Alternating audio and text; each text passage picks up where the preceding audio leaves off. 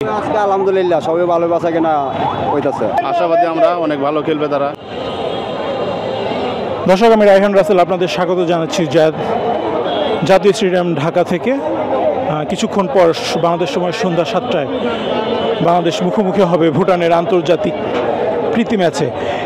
এই ম্যাচ উপলক্ষে ঠিক 5টার সময় জাতীয় স্টেডিয়ামের গেট খুলে দেওয়া হয়েছে। আমরা এই মুহূর্তে দাঁড়িয়ে রয়েছি 1 নম্বর গেটের সামনে। আপনারা দেখতে পাচ্ছেন এই গেট ঘিরে ঘিরে ম্যাচকে ঘিরে যেই উত্তেজনা উন্মাদনার যে একটা বহিঃপ্রকাশ দর্শকদের মাঝে। দর্শকরা এখনও গেটে ঢোকা শুরু করেননি, শুরু করলে হয়তো বোঝা যাবে। আপনারা আমি শুধুমাত্র এটা এই গেটগুলো এরকম 4টি গেট রয়েছে, 4টি গেটের অবস্থায় কিন্তু একই রকম। আমি এই মুহূর্তে দাঁড়িয়ে রয়েছে 1 নম্বর গেটের সামনে। আপনারা দেখতে পাচ্ছেন 1 নম্বর গেটের সামনে যে পরিস্থিতি বর্তমানে। স্টেডিয়ামে ঢোকার ভুটানের বিপক্ষে বাংলাদেশের ম্যাচটি দেখার জন্য দর্শকদের সমর্থকদের কিছু খণ্ডচিত্র বিভিন্নভাবে বাংলাদেশের জার্সি গায়ে পতাকা উড়িয়ে তারা কিন্তু এসেছেন এই ম্যাচটি উপভোগ করতে।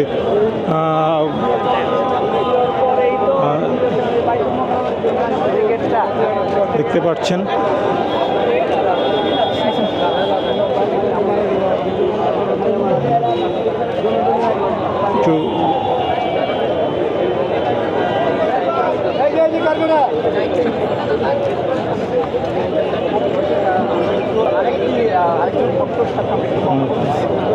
পরিস্থিতি দেখতে পাচ্ছেন।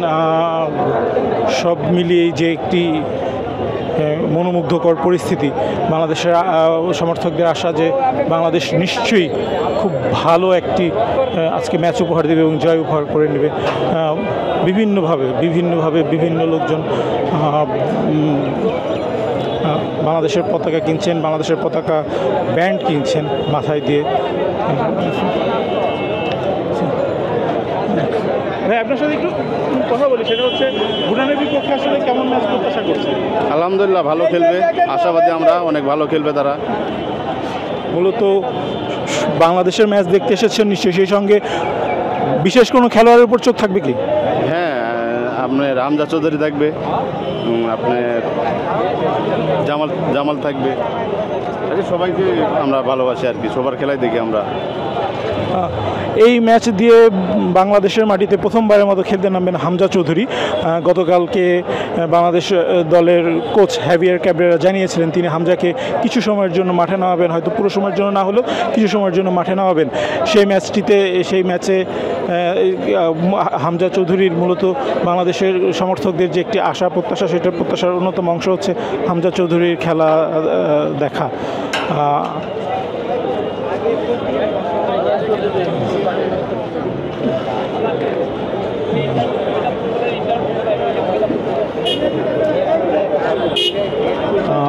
এই ম্যাচটি ঘিরে বাংলাদেশ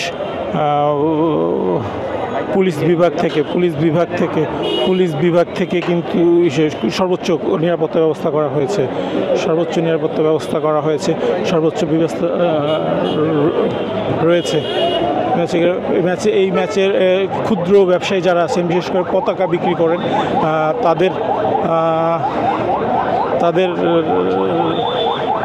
তাদেরও কিন্তু ইনকাম বেড়েছে। এই মামা, বলেন তো আজকে কত টাকার পতাকা বিক্রি করেছেন এই পর্যন্ত? আমি তো আইছি মামা আধা ঘন্টা 8-9 হাজার মতন বাঁচা কিনা করছি। আধা ঘন্টায় 8-9 হাজার টাকার পতাকা বিক্রি করেছেন? কতগুলো পতাকা বিক্রি করেছেন? 120-এর মতো রইব।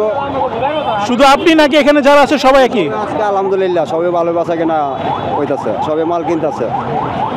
যেটা বুঝতে পারছেন, মাত্র 30 মিনিটে উনি মাত্র 30 মিনিট আগে এখানে পতাকা বিক্রি শুরু করেছেন। এই 30 মিনিটের মধ্যে উনি ইতিমধ্যে প্রায় 8-9 হাজার টাকার পতাকা বিক্রি করেছেন। কাজেই বোঝা যাচ্ছে যে বাংলাদেশি ফুটবল প্রায় মৃতপ্রায়, যেটা আমরা প্রায় বলতাম গণমাধ্যম কর্মী সহ অনেক কাছে, মৃতপ্রায় ফুটবলকে এগিয়ে নিতে বাংলাদেশের সমর্থকদের পাশাপাশি এসব পতাকা বিক্রি দ্বারা ক্ষুদ্র রয়েছে।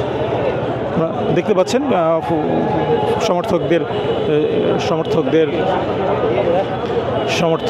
ভিড় যতই সময় যাচ্ছে ততই কিন্তু ধীরে ধীরে সমর্থকদের সংখ্যা আস্তে আস্তে বাড়ছে।